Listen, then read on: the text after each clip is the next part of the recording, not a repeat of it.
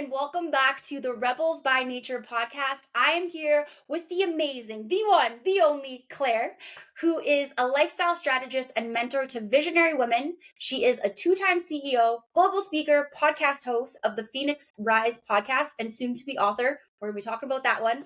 Mom of two and domestic abuse survivor. Claire helps women step into their next level expansion through self-exploration, spiritual integration, and vulnerable sharing. And she focuses really on bridging the gap between energetics and strategy. And she is here paving a way for a new paradigm of real and raw leadership. Welcome, Claire. Hi. I was like, damn, you said that good. Thank you. Intros are my favorite, and I script them though. So I'm like, okay, this will eventually be YouTube. So I'm like, where can I place the notes where I can read this and sound like a badass without looking like I'm prompting the whole thing? But I love it. The intro is my favorite part. I'm like, I get to talk to a whole bunch of badasses. Now let's make them sound like fucking the badasses that they are. So super excited. Now, before we get into it, I have a tendency, I just want to dive in, but I love these icebreaker questions just to allow our audience to get to know a little bit more about you. So first one is, where are you from? No, I think these are fun and they're super easy. Especially the couple ones, they're so easy. No, you shouldn't be nervous. Not at all. I'm like, can I make you nervous? No, not that I would ever do that. Where are you from? I am from London, UK. Amazing. What is one of your guilty pleasures? Oh, guilty pleasures. You're going to ask me what is I don't know. Guilty pleasures. Probably Love is Blind. Oh, yeah, that's a good one. I get lots of times I have people say reality TV, some sort of it. I'm like, yes, but I love your reaction because so many people when I ask that are like, oh, I don't know. Let me think about that. Okay. What is something that most people don't know about you? Oh, well, most people know a lot about me. I share it all. Oh God.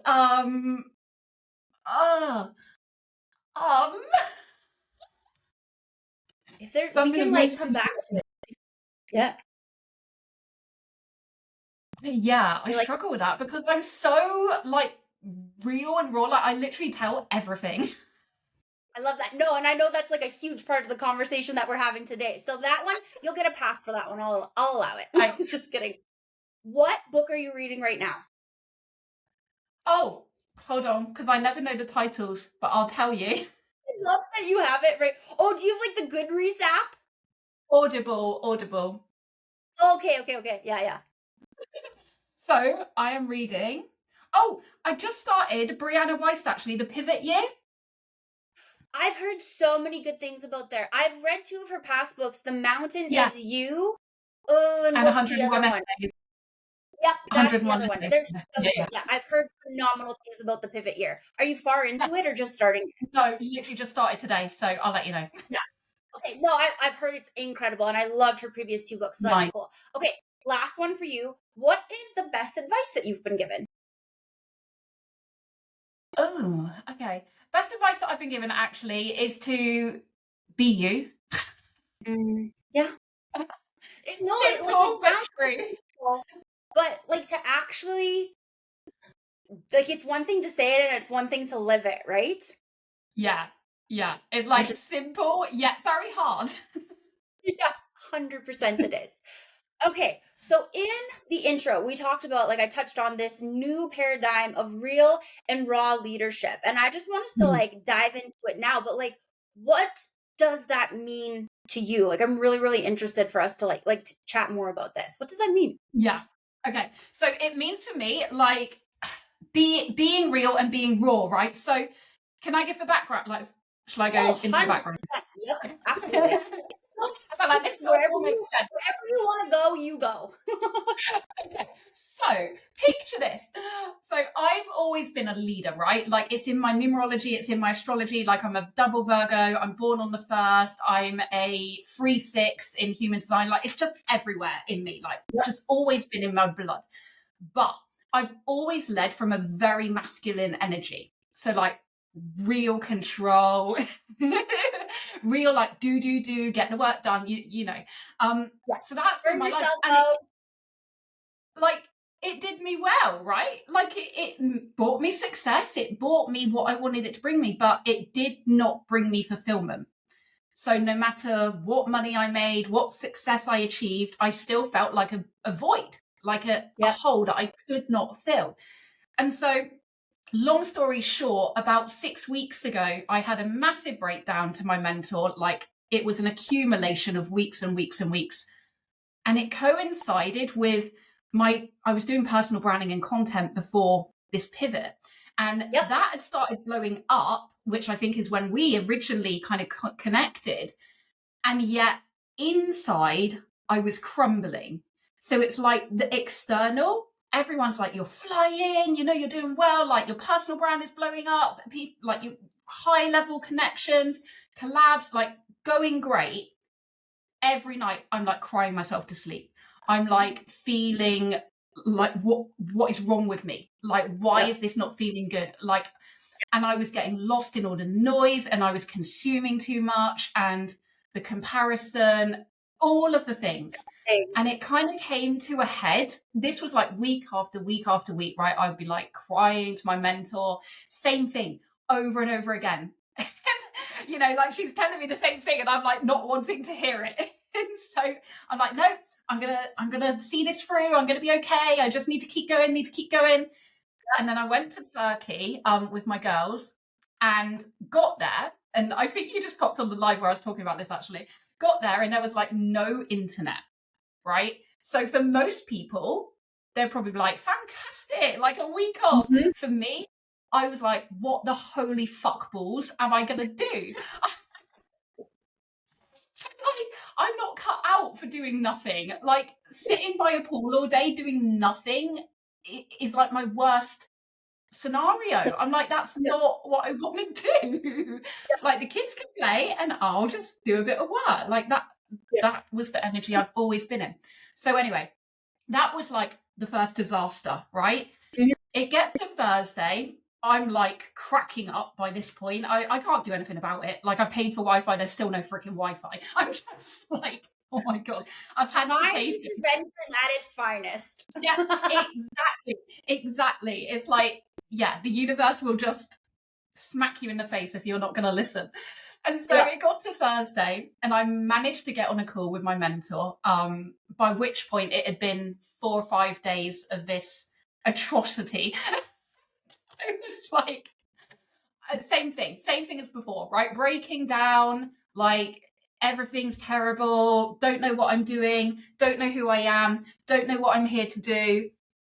But yet I'm getting clients, I'm having more followers, I'm having like on the outside, everything looks like I should be feeling great. Mm-hmm. And I'm not. And so she asked me the simplest question. And she just said, Claire, are you happy?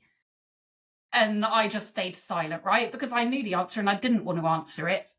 Obviously, I wasn't. And I said, obviously, I don't even know if I said obviously, but I was like, no, I'm fucking not happy. And I don't know why. I don't know what to do about it. And she said, I can tell you what to do about it, but I need to know that you are ready to hear it. And I was like, in that moment, I was like, shit, this is going to be bad. Like, hold on, let me pause for a moment to see if I actually want you to answer this. Yeah, exactly. And I'm stood on the balcony having this call, trying to get bloody signal, like leaning over the balcony to try and have signal here, like crying at the same time. It's like a scene. And so I said to her, I just said, Nick, I said, to be honest, I said, I know it's not going to be nice. It's not going to be easy. I'm not going to want to hear it. It's probably going to trigger me, but it cannot be worse than feeling like this every single fucking day. Like I've had enough. Like I cannot do this anymore. Like I'm sick of myself. I'm sick of my own shit getting in my own fucking way all the time. Sorry, I swear a lot. No, I need to, so it's welcomed. And so she said, right, look, you have two choices. You either carry on doing what you're doing, it's going to take you so far, but you're never going to get to the next level that you want to get to because you don't feel good, right? You don't feel fulfilled. It's not in alignment with what you're here to do.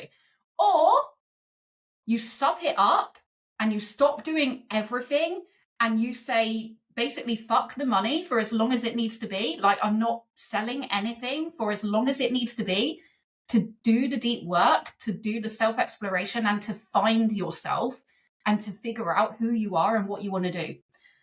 And I surrendered to it reluctantly, right? Like it was like I was kicking and screaming along the way. Yep. But I surrendered, and the decision was made. And I know me, and I know that once I've made the decision, it's made, it's done. There's no going back. It can take me a while to get there, but once I've done it, might take you a hot minute, but we'll get there eventually. yeah. But I know, like, when I'm kidding myself, and I know, like, when I've made a firm decision. And so got back the day after, stayed off of social media for the next 3 days, which is like unheard of for me. Came back on the Monday, and I basically said, like, I've been away for a week, like a lot has changed, and a lot is going to continue to change, and I don't know where this is going to go. I don't know where it's going to take me. If you want to stay along for the ride, stay, but I don't know who I'm going to be on the other side of this.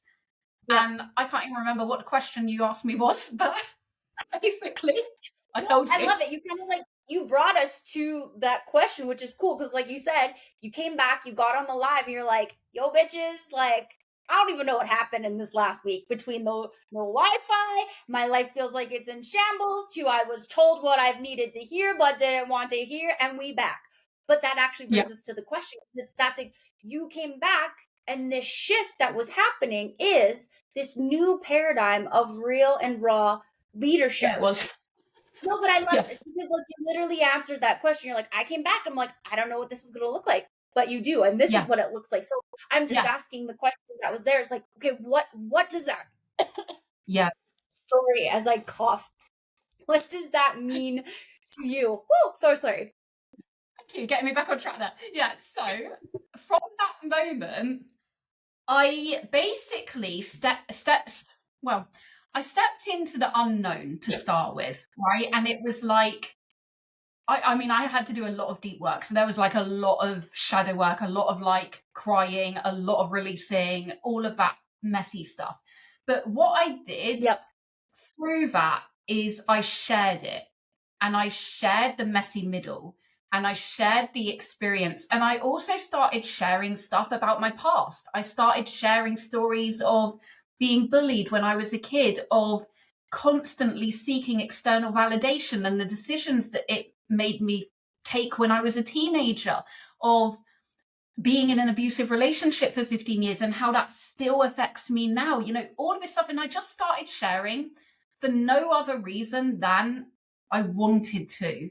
And it was like a form of therapy, really, right? It was like, I need to just express because I want to, and there doesn't need to be any other reason. Like, not because I'm leading into an offer, or because it aligns with my content pillars, or, you know, any of this shit.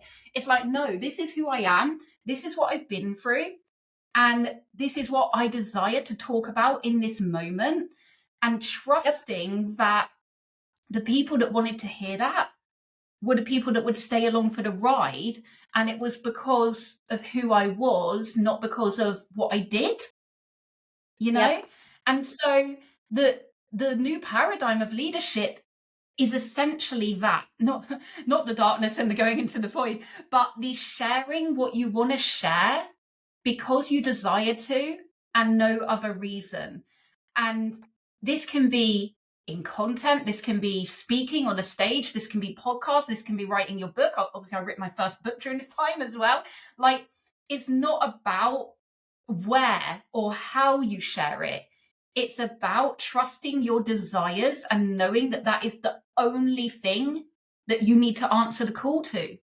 Like, all of this other crap just blends us in with all of the noise, and I'm sick of it. Like, I'm sick of trying to fit myself into a box of saying, well, I can't talk about that because then I'm going to attract victims, or then everyone's going to think I'm a victim, or then people are going to wonder what the fuck I do. And it's like, no, when you're here to create something so much bigger, like, I'm not here to create freaking courses or offers. Like, no disrespect to people that do. Like, if that's what you want to do, great, go for it. But for people like me and the people that are in my world, we're here to create movements.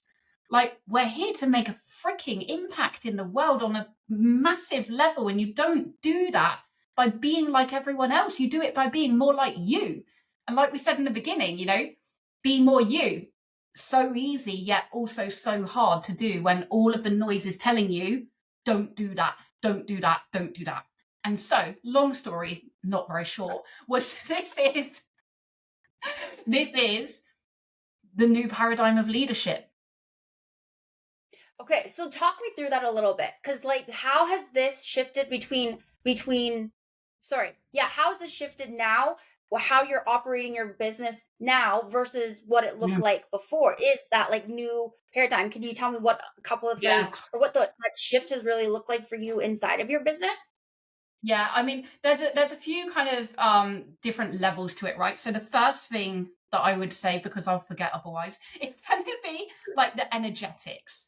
So for Yeah. me, like you said in the beginning, like I've been in my masculine all my life. And when you kind of compound that with being in an abusive relationship as well, and then you're in fight or flight, it's like Yep. control is a massive, massive barrier that I've really struggled to release. And so going into this void for me was about releasing that control and surrendering to whatever needed to be. And it Mhm. was, don't get me wrong, at first it was really, really hard. But when I started leaning into it and like playing and really just experimenting with that time, right? It was like, oh my God, like I've got free time. Like, what the hell do I do with it? Like, what do I do in my day? It was like, Yeah. other than work, I didn't know what to do. And I remember my mentor said to me, I said this to her, I was like, I don't know what to do. She said, Mhm. live your life, Claire. And I was like, how? Because all I've ever known is work. Like, honestly, like my identity for as long as I can remember has always been connected with being an entrepreneur and work, like the success that I've created ultimately. And letting go of that was really hard, and a lot of words that like just like confusing and liberating at the same time, and just weird, right? It was just weird because it was like, who the hell am I if I'm not that? And Mhm. so yeah, releasing control and surrendering to the process. So I'll just give you an example because I find it easier to explain things with examples. So I just literally, before we hopped on between the live and the podcast to my Telegram community, I said, so today, this morning, I had this idea of doing this 30-day Dare to Share challenge for June, right? Mhm. Which is this new paradigm of real and raw leadership. And I was like, I want to get 30 women, like leaders in the space, to come on my Instagram one day through June, like each one day, 15 minutes, and dare to share. Like Mhm. share something I love vulnerable. that. Yeah, right. You want it as well, actually.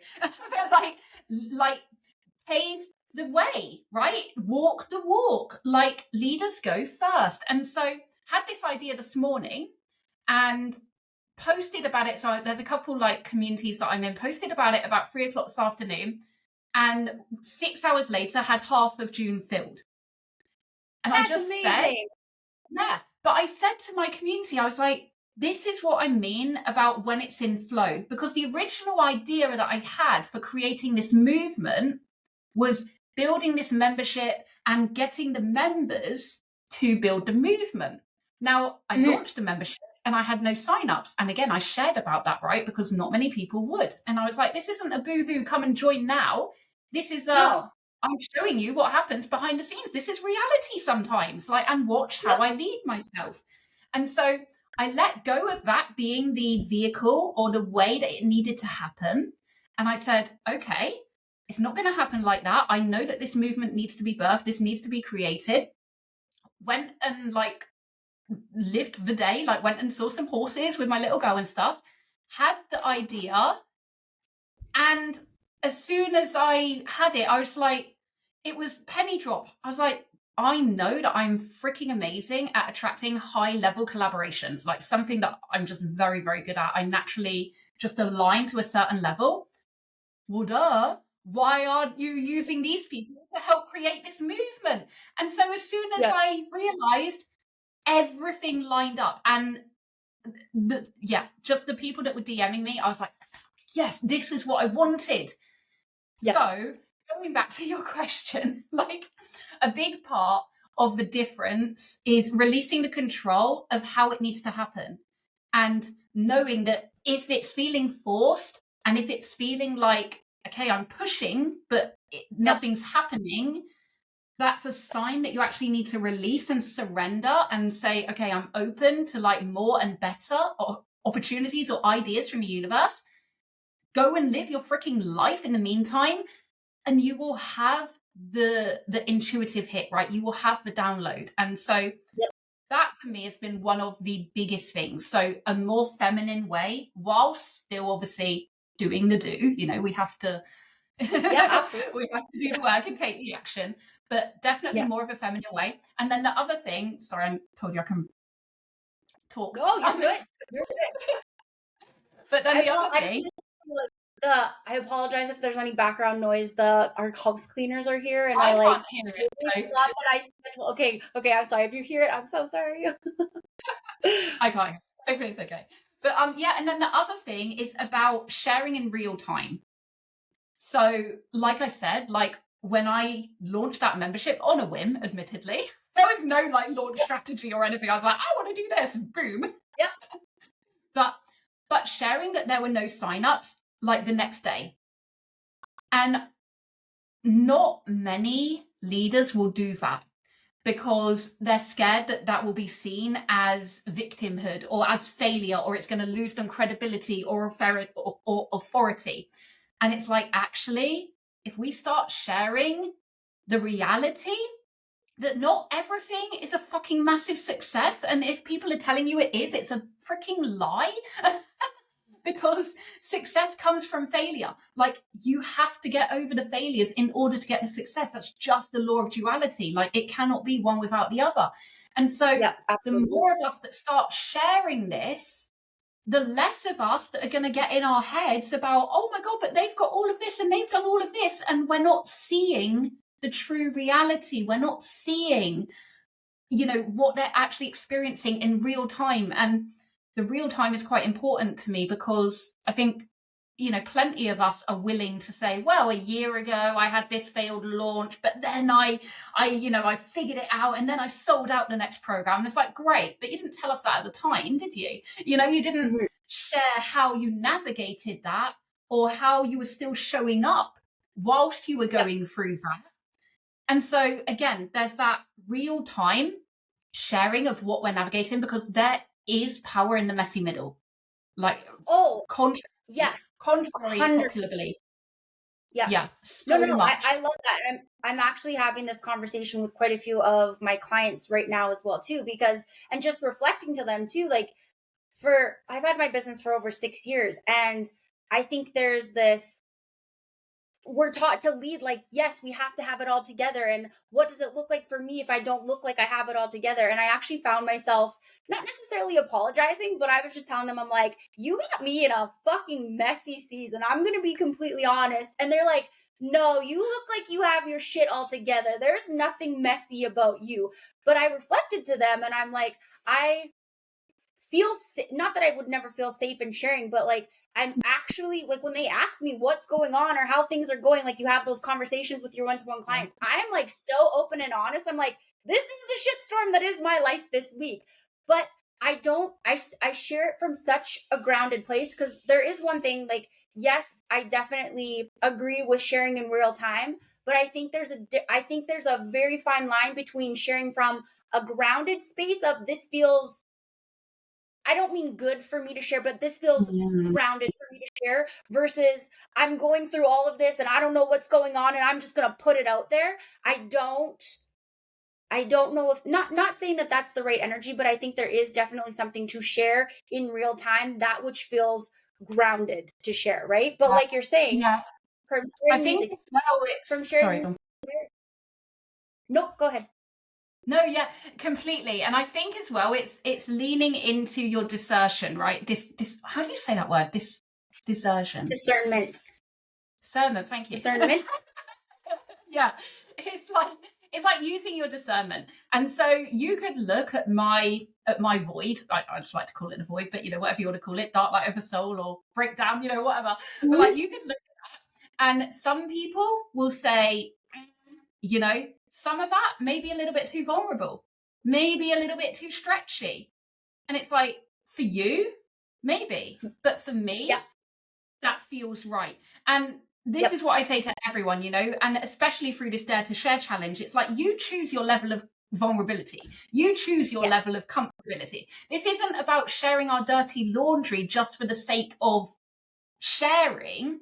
It's about being true to yourself and saying, I'm going to give you an example again. So for me, I wanted to talk so long about my abusive relationship, not because I help women in abusive relationships. I don't. That's not who I work with. Not to say some people haven't experienced that, but that's not my title, so to speak. Yeah. But I wanted to share it, but I never really did. Like people knew, but I would never really go into anything. It would just be a very surface level comment, right?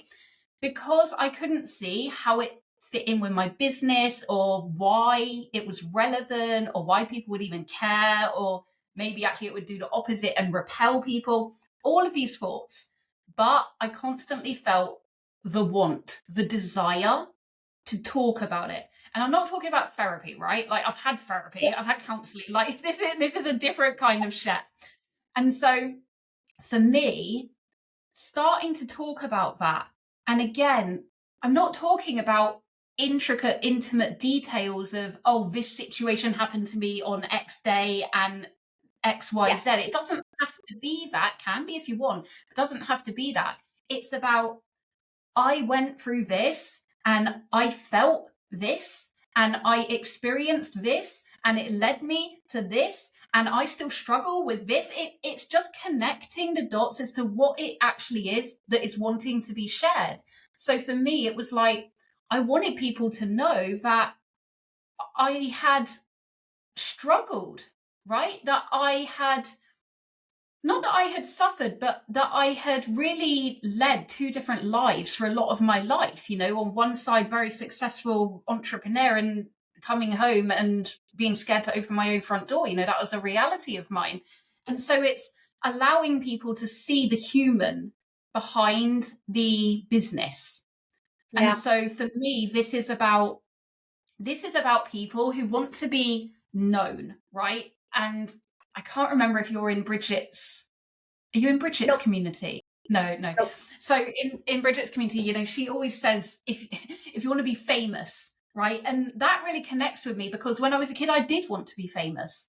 I wanted to be a singer or an actress or a comedian, but none of those things were like really options for me. So it was like when she talks about that spoke to my soul.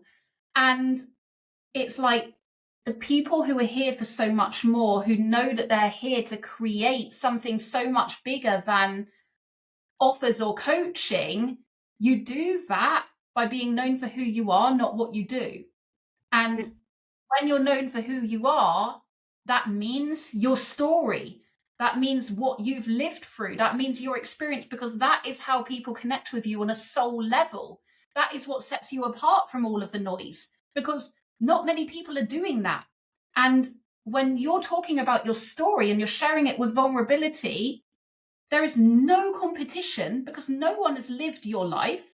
No one has lived your experience. There is absolutely no one who can compete with you because you're just in an industry of your own. You're just creating a movement of your own that was birthed through your life experience. And as a very roundabout way of answering a question, I can't remember what it was, but we're not still that same question, are we? No, I don't even know which question I asked you to begin with, so that's okay. But I love that you're sharing that too, because one thing that I have said for years and years and years is the fact that people buy you first and your offer second. So even though I know you're talking about this from a different lens and being like, this isn't for people who want to create offers or courses, you're creating a movement. I definitely love that and I understand that. I also do. This is the principle that I apply to creating offers and courses, because so many people feel like they blend in, they don't know what makes them unique, they don't, it is exactly like you said, it is your lived experiences. Because like you and I, we could be coaching on the exact same thing. If we could have the exact, Yeah. we could have the exact same transformation of an offer, but what is going to make me different and what's going to make you different is your process, your framework, your methodology, because the perspective with which you're sharing at, the lens for which you've gone through it, are going to be totally opposite worlds. And I think that's where so many people get tripped up, is they try to place their story. And I know yours is movement based, but so many people try to put their, and this is where you're saying everybody fucking looks the same. And I get it. And I'm just like, ick, let's stop. But the whole thing is, they're trying to put the offer they're hiding behind their offer. They're like, I need the offer to sell, so I'm going to place the offer as the forefront. And it's like, fuck your offer. People are going to buy you. They want to buy you. They want to know what you've been through. They want to know your experience. They want to see the way that you lead. That's what builds connection. That's what builds trust. And your offer is just like, your offer is the vehicle to the transformation, but you are the leader of that transformation. So I love this conversation, right? Because it's so true. It's like, yeah, like you say, Jess, like it's not just like, only here to create a movement or only here to create an offer. Like, it's everything, right? One rule of sales, like, people buy from people they like, know, and trust. It's, it is the connection. It is that humanness of who you are. And this is why I'm so kind of passionate about leaders being more vulnerable with how they share as well, right? Because when you do that, people resonate with you on a human level that they cannot resonate with if you're only ever talking about success. If you're only ever talking about, my client wins and I did all this, and it's like, okay, but I'm over here like struggling to like get out of bed in the morning. How are you going to help me? Right? People can't connect with you. They need to know that you have led yourself through whatever it is, and you don't have to have experienced trauma, right? We've all got a story. We've all lived life, like, in our own unique ways. Like, you could have fallen over when you were 10 years old and grazed your knee, and that be your thing, right? Talk about like how you led yourself through that, like what it made you learn and how it made you who you are today.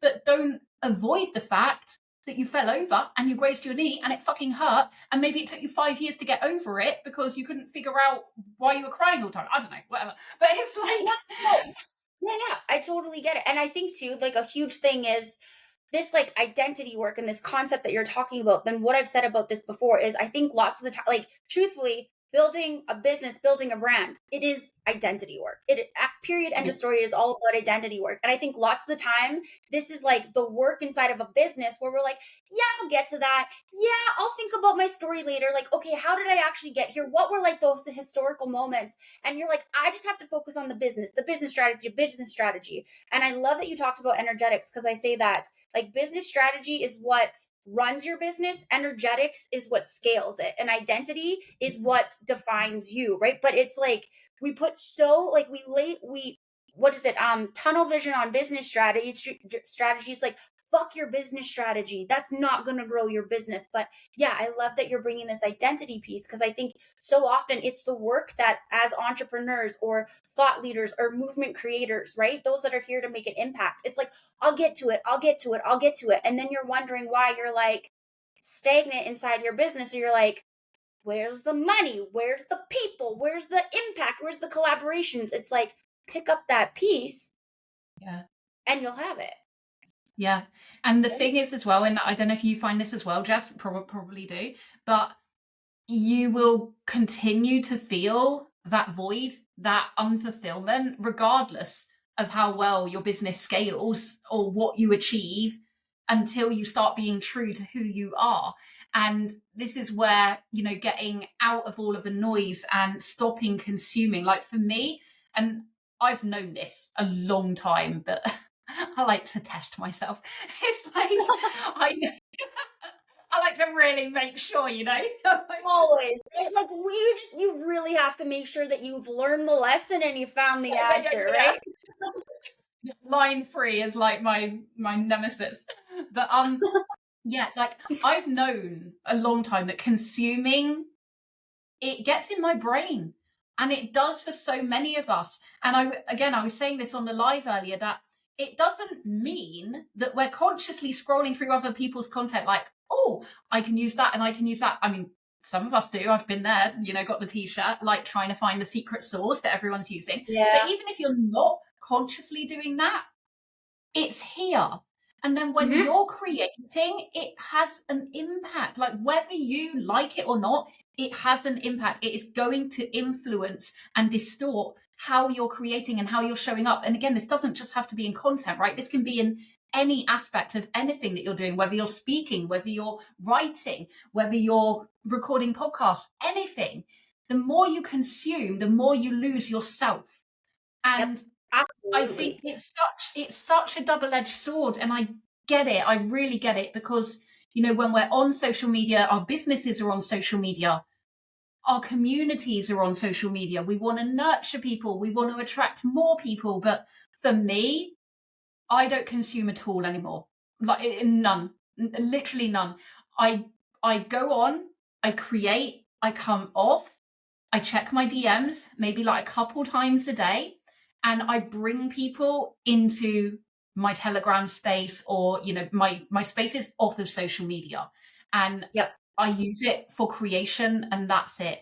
Because when I consume, you can tell, and I can tell, and that means that I'm losing me. I'm losing the very thing that will attract my dream people. Absolutely. I think too, I don't know I heard somebody say this one time, but it's like social media, for most of us, social media is not our business. It is a place where we market our business. And like that alone, I was like, yeah, but so often we think like social media is our business. No, bitch, it's not. It's like you said, it's like you just go on to create, it's where you create connection. But like, other than that, no. And I love that you're saying that, because you become a watered down version of you. Like people looking for these viral hacks or these hooks or whatever. Like I truly believe that it doesn't, like there's never a perfect post, because every post you write is perfect for the one person that was destined to work with you, right? Yeah, I love that. And I think hold on, there was something I was going to say then. Oh my god, it went.